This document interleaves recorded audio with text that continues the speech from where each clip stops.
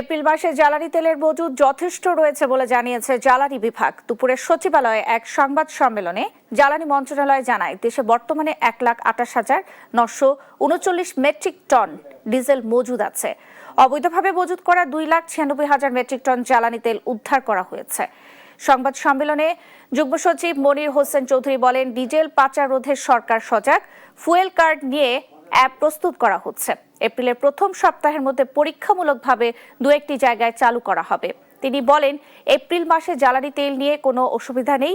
গত বছর যে পরিমাণ জ্বালানি তেল দেয়া হতো ডিপোতে, সেই পরিমাণ তেলই দেয়া হচ্ছে।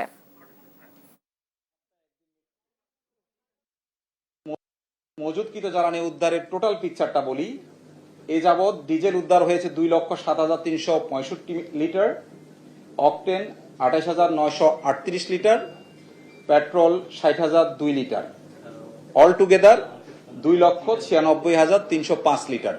30 মার্চ শুধু গতকালকে যে অভিযান হয়েছে তার মধ্যে 391টা অভিযান আমরা সারা দেশে পরিচালনা করেছি।